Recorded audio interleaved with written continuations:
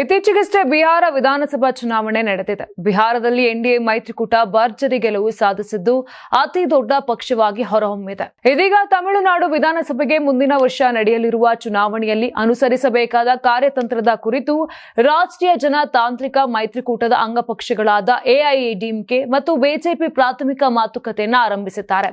ಇನ್ನು ಬಿಜೆಪಿ ನಾಯಕ ಪಿಯೂಷ್ ಗೋಯಲ್ ಮತ್ತು ಎಐಎಡಿಎಂಕೆ ಮುಖ್ಯಸ್ಥ ಎಡಪ್ಪಾಡಿ ಪಳನಿಸ್ವಾಮಿ ಸಮಾಲೋಚನೆ ನಡೆಸಿದ್ದಾರೆ.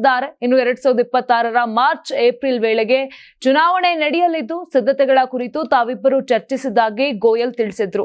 ಇನ್ನು ಚುನಾವಣೆಯಲ್ಲಿ ಎನ್ಡಿಎ ಭರ್ಜರಿ ಜಯ ಸಾಧಿಸಲಿದೆ ಎಂದು ವಿಶ್ವಾಸವನ್ನ ವ್ಯಕ್ತಪಡಿಸಿದ್ರು.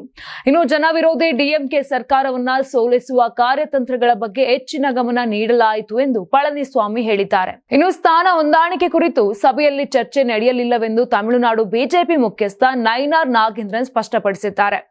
ಸಪ್ತಗಿರಿ ಎನ್ಪಿಎಸ್ ಯೂನಿವರ್ಸಿಟಿ ಅರ್ಪಿಸುವ ನಂದನ ಪ್ಯಾಲೇಸ್ ಸಹ ಪ್ರಾಯೋಜಕತ್ವದಲ್ಲಿ ಕರ್ನಾಟಕ ಟಿವಿ ಮತ್ತು ಆಟ್6 ವತಿಯಿಂದ ಸಂಕ್ರಾಂತಿ ಹಬ್ಬದ ಪ್ರಯುಕ್ತ ರಾಜ್ಯ ಮಟ್ಟದ ರಂಗೋಲಿ ಸ್ಪರ್ಧೆ, ಬೆಂಗಳೂರು ಸೇರಿದಂತೆ ರಾಜ್ಯದ ಹಲವೆಡೆ ಸ್ಪರ್ಧೆಯಲ್ಲಿ ಭಾಗಿಯಾಗಿ ಆಕರ್ಷಕ ಬಹುಮಾನ ಗೆಲ್ಲಿ.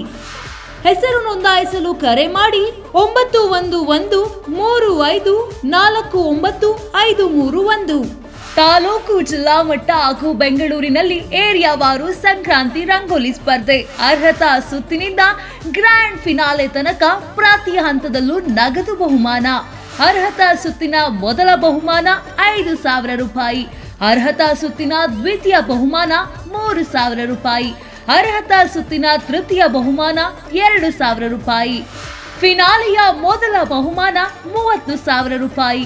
ಫಿನಾಲೆಯ ದ್ವಿತೀಯ ಬಹುಮಾನ 20,000 ರೂಪಾಯಿ. ಫಿನಾಲೆಯ ತೃತೀಯ ಬಹುಮಾನ 10,000 ರೂಪಾಯಿ. ಒಟ್ಟಾರೆ 5 ಲಕ್ಷ ನಗದು ಬಹುಮಾನ ವಿತರಣೆ.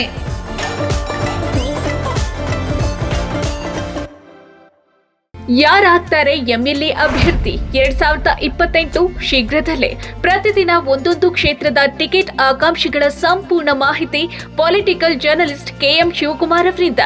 ಕರ್ನಾಟಕದ ನಂಬರ್ 1 ಡಿಜಿಟಲ್ ಮೀಡಿಯಾ ನಿಮ್ಮ ನೆಚ್ಚಿನ ಕರ್ನಾಟಕ ಟಿವಿಯಲ್ಲಿ ಮಾತ್ರ.